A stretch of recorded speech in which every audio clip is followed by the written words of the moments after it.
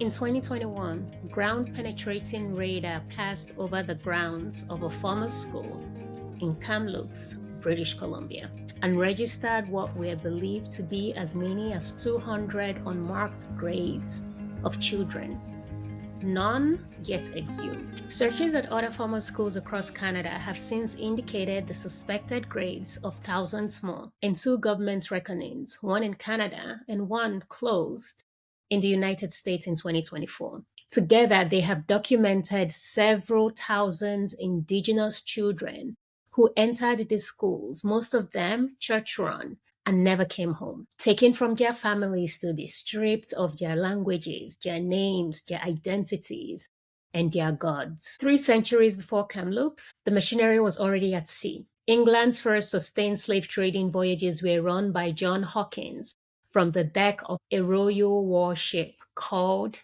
the Jesus, leased to him by Queen Elizabeth I, who rewarded his expeditions to seize and sell Africans with a coat of arms bearing the image of a bound man. Hawkins held himself to be a devout Christian and required his crew to serve God daily. The ship carried his prayers and his captives in the same hold. And on the continent itself, when European powers came to divide Africa among themselves, the missionary very often arrived ahead of the soldier, learning the language, drawing the maps, and teaching a people to pray with their eyes closed. There is an old line about that, credited both to Jomo Kenyatta and Desmond Tutu. It goes, "When the missionaries came, they had the Bible and we had the land. They said, 'Let us pray,' and we closed our eyes.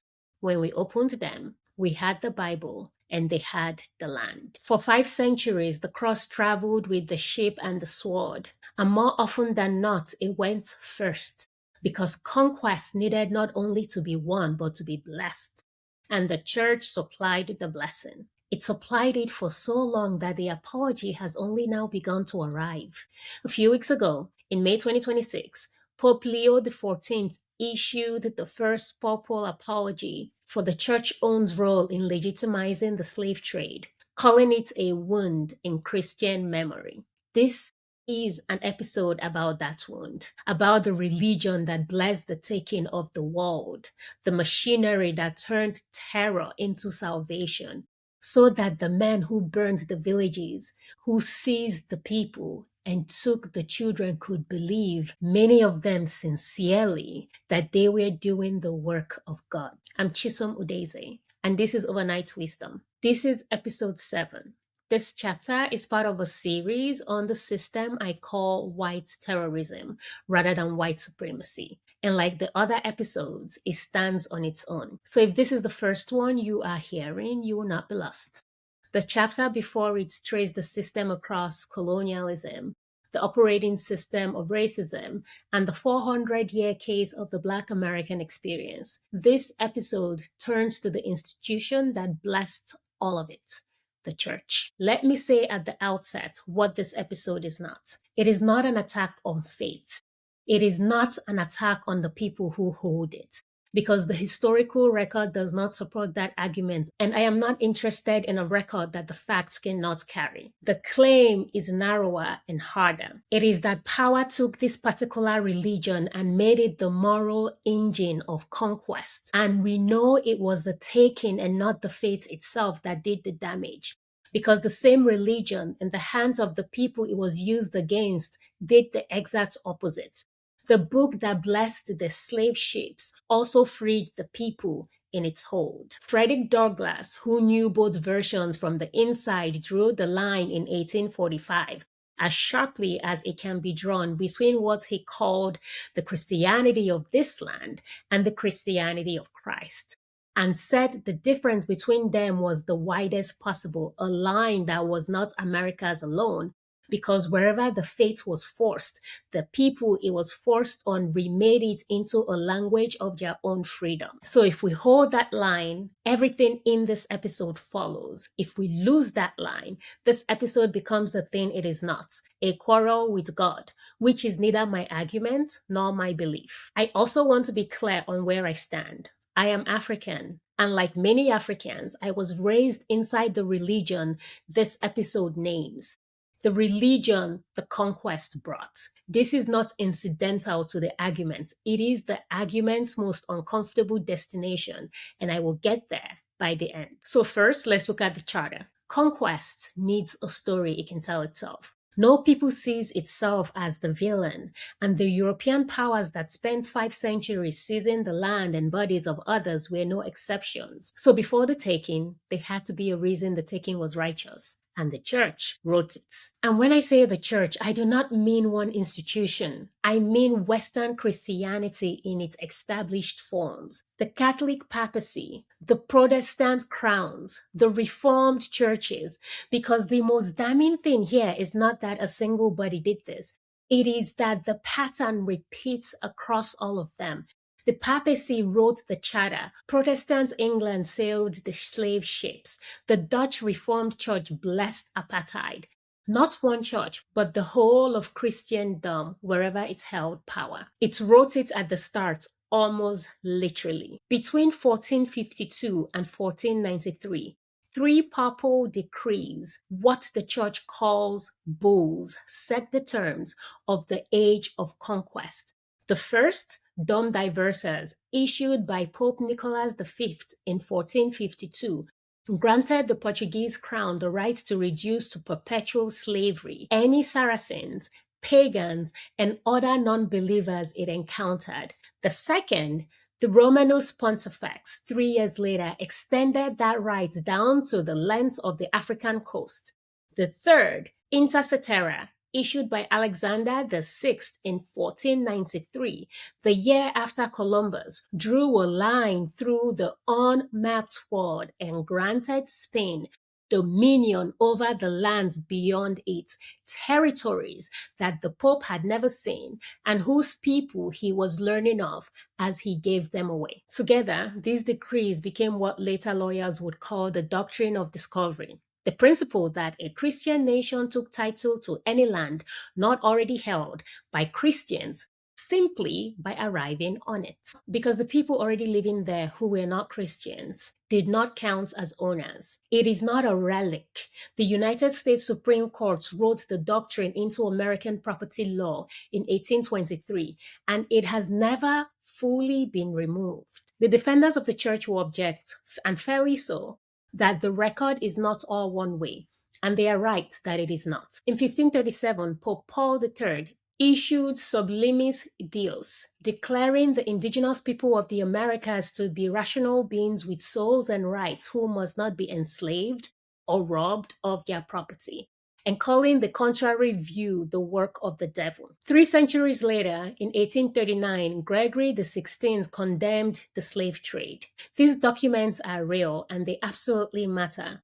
And they do not rescue the institutions for 3 reasons. 1, they were largely ignored, contradicted within a few years by the crown and the colonists and never enforced against them. Second, they were selective. Sublimis Deus spoke of the indigenous of the Americas, while the trade in Africans sailed on uninterrupted. And third, they were late and weakly heeded. The 1839 condemnation came more than 3 centuries into the trade, and the bishops of the American South read it so narrowly as a strike against the trade and not against slavery itself, so that it basically changed little on the ground where Catholic institutions remained slaveholders. The Jesuits of Georgetown outsold 272 human beings the year before that condemnation was even written. The church that could denounce slavery in principle went on owning and selling people. In fact, a charter disowned in words and honored in deeds is still the charter. The doctrine was not only written, it was performed. In the Spanish Americas, the conquistadors carried a document called the Requerimiento,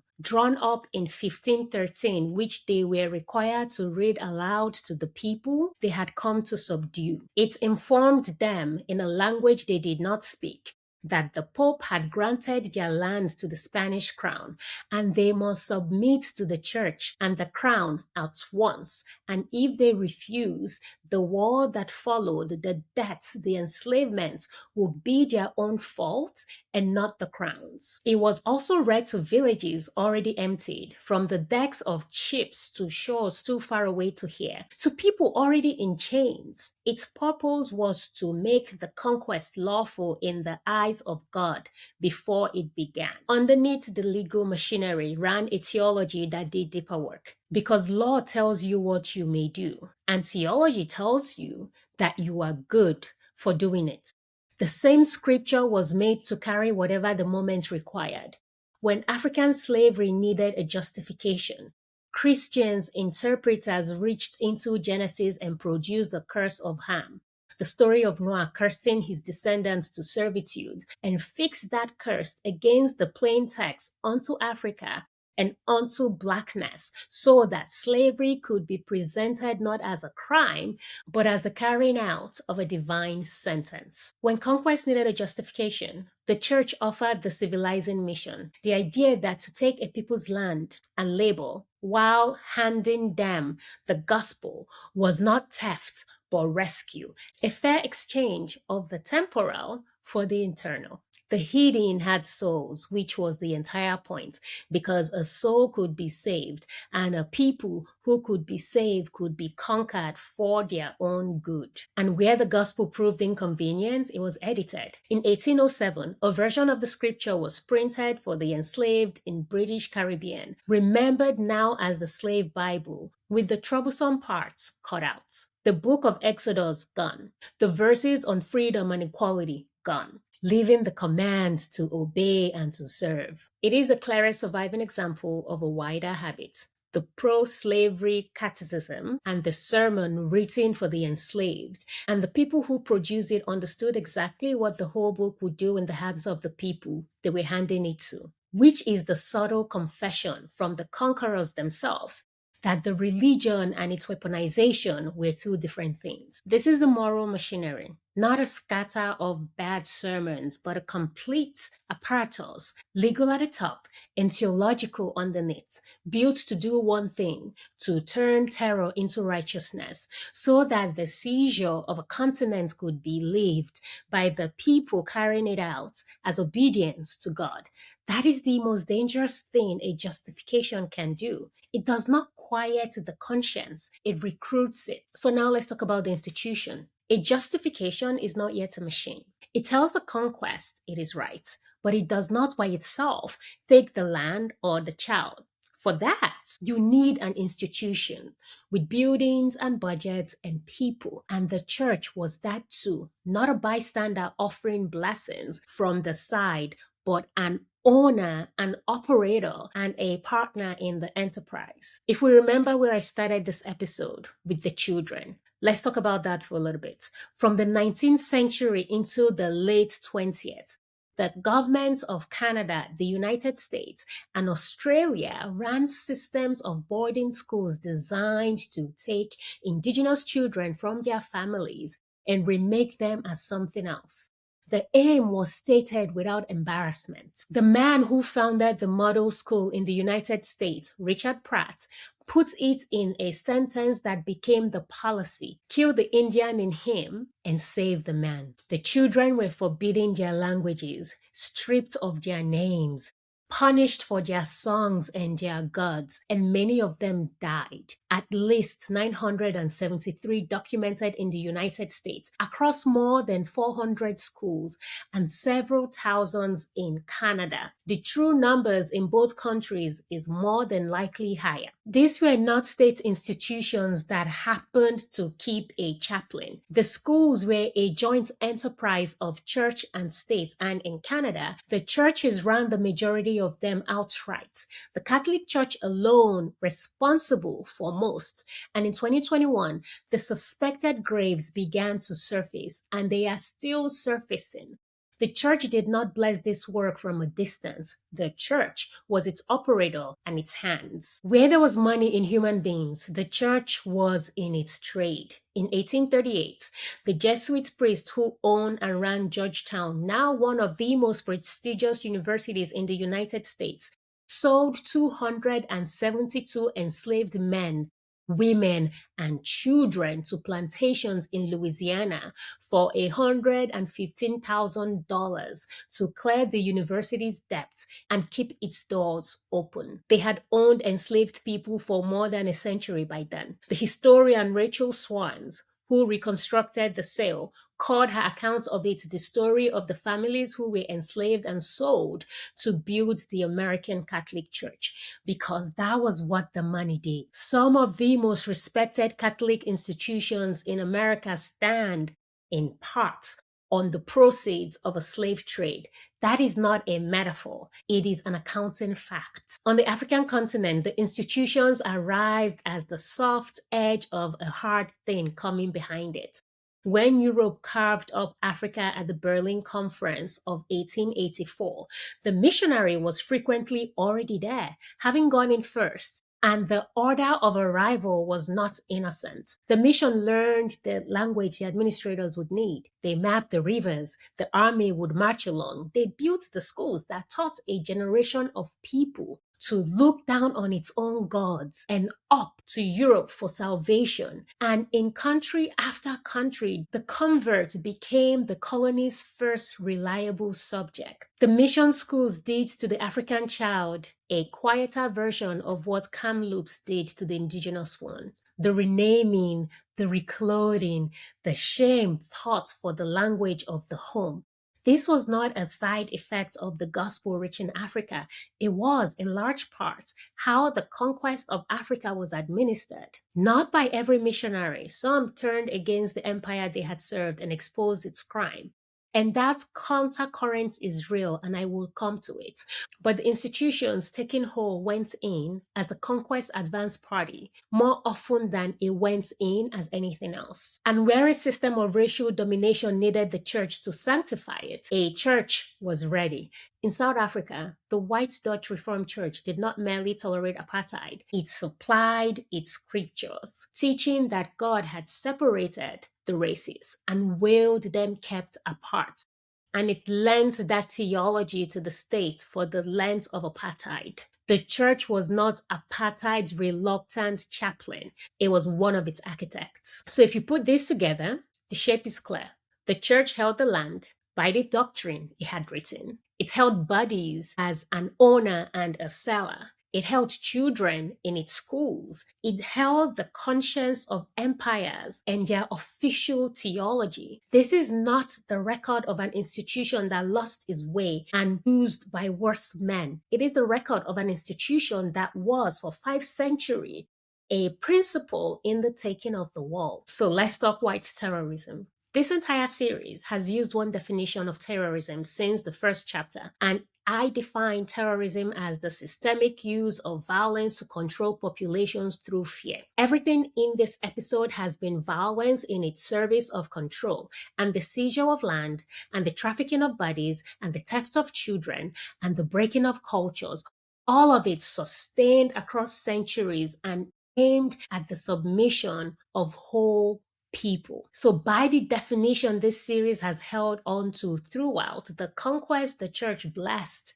and ran was terrorism, and the church was not standing outside of it. But this episode adds something that the others could not, because religion does a kind of work that the law and the gun cannot. The soldier can make you obey because they have a gun. Only the priest can make you grateful. The distinctive crime of the religious machinery of conquest is not that it added more violence.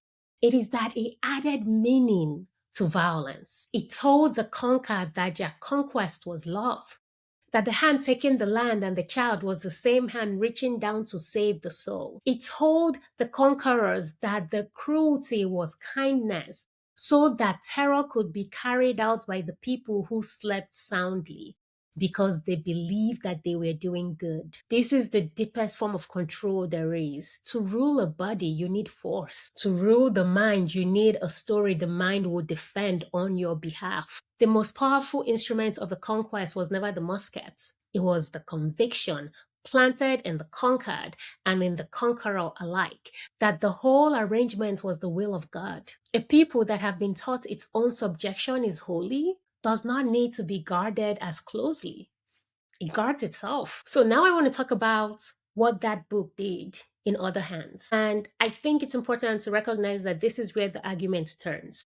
Because if this episode ended with what I've just said, then it would be false. I do want to note that the same religion that was forged into a weapon was in the hands of the people it was used against, forged into the thing that freed them. And this is not a soft concession at the end of an indictment. It is the proof the indictment depends on. A fate that was only ever a tool of conquest could not have done what this fate also did. The enslaved were handed an edited Bible, the Exodus cut out, and they found the Exodus anyway because you cannot hide a story that large. And they made of it the center of their own. The God of the slaveholder was the God of order and obedience. But the God the enslaved met in their own worship was the one who drowned Pharaoh's army and led a captive people out of bondage. And the spirituals they sang were not only comfort, they carried double meanings, a theology of deliverance, and the language of freedom the masters never intended to grant. The same church the enslavers built became, in the hands of Black America, the one institution the white South could not fully enter or control. And out of that church came the movement that broke segregation, led by its preachers, organized in its pews, and carried by its songs. It happened wherever the faith was forced. In Latin America, the priests who had blessed the conquest were answered centuries later by the liberation theologians who read the same gospel and found in it not the patience of the poor, but the demand for their justice. In South Africa, the church that wrote the theology of apartheid was answered by the church that named the theology a heresy. The Black and colored Reformed churches that drafted the Belhar Confessions in 1982 and made the rejection of apartheid an article of faith, and by figures like Desmond Tutu, who turned the conqueror's own scriptures against the conqueror's own state. Across Africa, the converts did not stay the colony's obedient subject. The independent churches broke from the missions, Africanized the worship, and became, again and again, the seedbeds of the movement that demanded independence. This is what tells us that the faith and its weaponization were always separable. The enslavers knew it, which is why they edited the book. The enslaved knew it, which is why they found what had been cut. Douglas named the difference, and the difference he named was the difference between a religion and the use made of it. The crime was never that people believed. The crime was what was done to belief by power to make it serve the taking of the world. As usual, I'm going to talk about what I anticipate as critiques and also complicity in this episode, so I will make it as directly as I can. The first that I anticipate is that this is an attack on faith. It is not. I said it at the beginning, but it is also worth stating it again, with the evidence now in, with everything I have shared up till now, because the whole of this last section is also part of that answer. If this were an argument against belief, I could not also hold up the faith of the enslaved, of the liberation theologians, of Desmond Tutu and the Belhar Church as the thing that freed them. The argument is against what power did to the faith, not against the faith itself. And the people who blur that line are usually the ones who would rather defend the institution than examine it. The second critique that I anticipate is that every religion has been used this way, that Islam conquered, that empires of every creed have marched under a god. This is true, and yet it does not touch the argument. The subject of this episode is the specific machinery of the specific conquest that builds the modern racial order, the one this series has traced from the very beginning, and that machinery was specifically Christian. That other faiths have their own reckonings to make is their reckoning, not a defense of this one. The third is that it is unfair to judge the people of the past by the standards of the present. It would be if the standards were only the present. They are not. The enslaved knew slavery was evil while it was happening. Bartolome de las Casas denounced the conquest of the Americas in the 16th century from inside the church. And he is a complicated witness because early on he proposed importing enslaved Africans to spare the indigenous people before he came to see that as the same sin and repented of it, which makes him not a saint, but something more useful, a man of the exact time who could see and changed his mind and say so. The abolitionists were Christians arguing from the same Bible. There was never a moment when the only available verdict was approval. There were always people, very often the victims and very often believers, saying plainly that this was wrong and the institution hurt them and chose the other way. The fourth is that the church also did enormous good. They built hospitals and schools and universities. They fed the poor. They opposed slavery in the end. And yes, some of this is true, and none of it is a defense. The good does not cancel the conquest, the way a man's charities do not cancel his theft. And much of what is offered as the good, the schools above all, were itself the machinery, the very institution that taught the colonized to despise themselves. An institution can build a hospital and run a residential school in the same century. This institution did. The fifth and the hardest is also that the colonized were not robbed of their religion but chose Christianity freely and hold it now by their own will. Listen, this deserves a careful answer, and I will take that next. So here I will also just mark the shape of the answer. A choice made under conquest by a people whose own gods have been outlawed and whose path to schooling, to advancement and safety runs through the church is a choice, but it is not a free choice. And what the descendants of that choice have done with the faith since, which is considerable, is a separate matter from how it first arrived. The sixth that I anticipate is that all of this is too long ago to matter now. The bulls, 5 centuries gone. The sale, 2 centuries gone.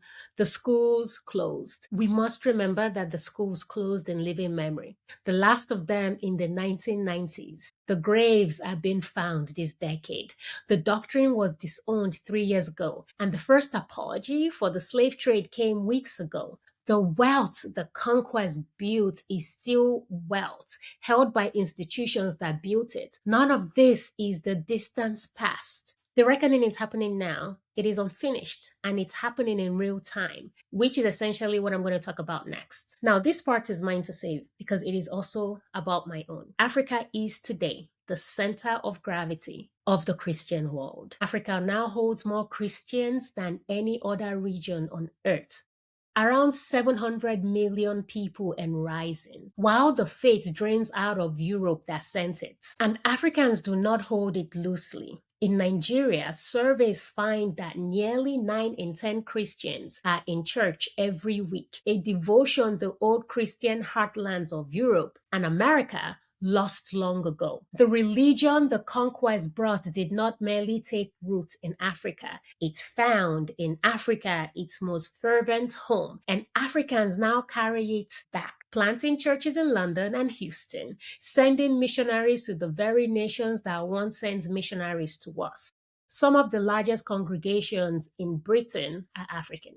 I want us to sit with what that means because it's not a simple thing, and I'm not going to pretend that it resolves cleanly. There's a way to read that in a way that it indicates pure triumph, and it's not wrong. We were handed a weapon and we made it our own. We took the edited book and restored what had been cut, Africanized the worship, built churches that answer to no European authority, and turned the conqueror's religion into a living African faith that now evangelizes the conqueror's grandchildren. That is not the behavior of a defeated people. It is the Exodus move, the same one the enslaved made, performed on a continental scale. And here's the harder reading, the one I cannot talk myself out of. The deepest victory a conquest can win is not the land, because land can be taken back. The deepest victory is the day the conquered come to love the conqueror's God more than the conqueror ever did, to defend it, to spread it, to grieve its decline in Europe as a loss, and to have so completely forgotten the ship it arrived on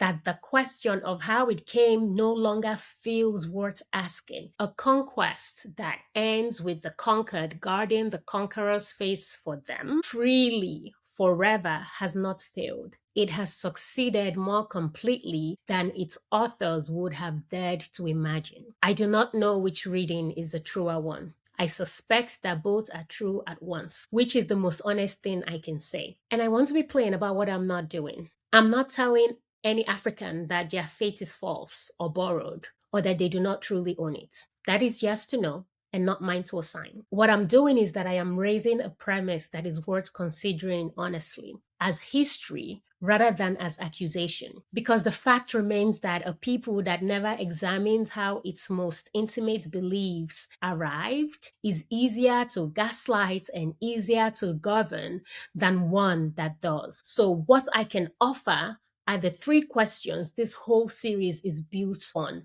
and turn them here. The first is identity. Whose fate is it now? After more than a century of African hands, African languages, African music, and African theology, the Christianity of Africa is not the Christianity that arrived. And to call it merely the colonizer's religion is to erase the work of every African who remade it. But it is yours the way a house built from the timber of your own felled forest is yours. And knowing the forest still absolutely matters. The second is context. See how it came. Hold the faith if you hold it, but hold it with your eyes open, knowing it arrived on the same ships as the chains, that it was used to teach your great-grandparents shame, that the book they were first given had been edited so that they would obey. None of that is a reason to abandon it. All of it is a reason never again to hold it in the way it was first handed over, as a thing above question, brought by your betters. The Bible is not above question. And the third is power. What is yours to do? The freedom your ancestors were denied, the freedom to choose this fate or to refuse it, to shape it or to walk away from it, is yours now. Use it as a free act. Keep the faith on your own terms, or do not keep it, but do it as a person choosing and not as the last quiet step of a conquest still running its course. So I want to talk about what a reckoning will actually require. We see that the apologies have begun,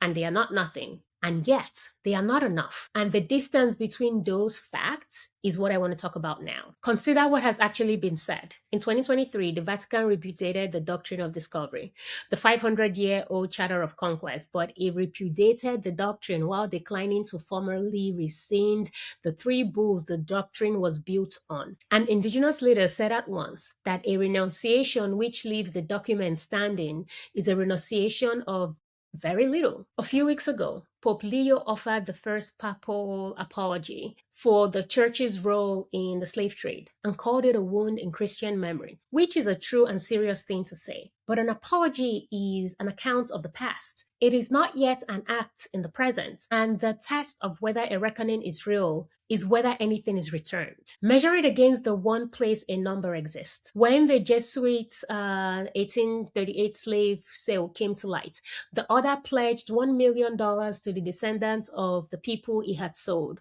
By 2023, it had delivered roughly 40 million, and the foundation it set up had stated plainly that it is not pursuing payments to individuals. I do not raise this to mock the gesture, because it is further than almost any comparable institution has gone. I raise it because it shows the shape of the gap exactly.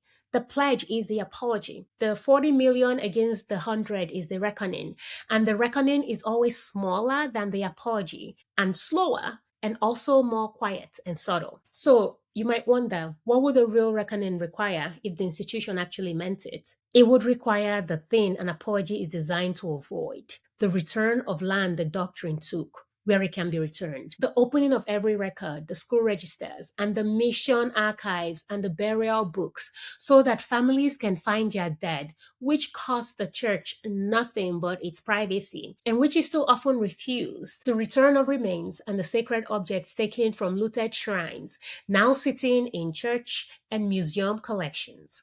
And money, real money, actual cash, restitution rather than charity, paid to the descendants of the enslaved and the dispossessed as a debt owed and not a kindness offered. A reckoning is not measured by the depth of the sorrow expressed. It is measured by the size of the thing the powerful prove willing to give back. By that measure, it has barely begun. The model already exists, and it was not built by the powerful. The white Dutch Reformed churches did not volunteer to renounce the theology of apartheid. It was forced to by the black and colored churches that declared that theology a heresy and would not relent until the mother church recanted, which it finally did in 1986. That is how these reckonings have actually come. Not as a gift from the institution, but as a demand it could no longer refuse. The apology arrives when the pressure grows greater than the cost of saying sorry. The restitution arrives, if it arrives at all, only when the pressure grows greater than the cost of paying. So in closing, I want to reiterate. The church went first, more often than not. This is the thing to hold on to under all of it. Not that some Christian did terrible things, which is true of every group of people who have ever lived, but that the institution itself, at the center of the conquest of the world, supplied the charter, ran the schools, sold the people, blessed the states, and told everyone involved that it was the will of God. The genius of the machine was never the violence. Every empire had violence. The genius was the meaning, the story that made the violence feel like love, planted so deeply in the conquered and the conqueror alike that the conquered now carry it back to the conqueror's emptying churches and calls it their own. And it worked, and it freed people both at once. The same book that justified the chains were read by the people inside them until they found a way out. That contradiction is not a flaw in the argument. It is the argument.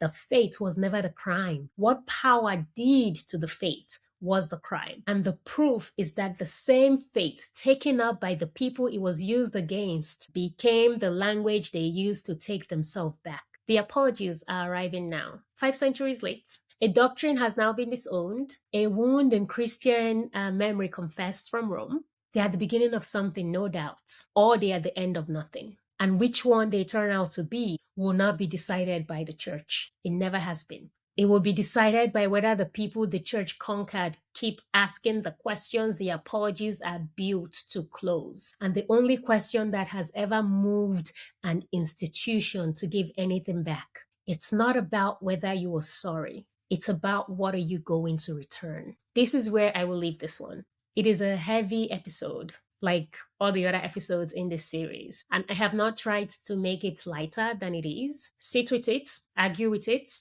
That's what it's for. If this is the kind of thinking you want more of, I write a weekly newsletter called The Weekly Clarity, where I take one idea and turn it on the systems we actually live inside. I write on things from leadership, workplace, society, money, power, personal life. Clarity, the way I mean it and the way I engage with it, is not comfort. It is about accountability. So you can subscribe at chisomudeze.com. And you can find that as well in the show notes. If this episode gave you something or provoked your thoughts, send it to people who need to hear it and share it broadly so other people can find it too. And of course, follow Overnight Wisdom wherever you get your podcast so the next episode finds you. I am Chisom Udeze, and thank you so much for being here.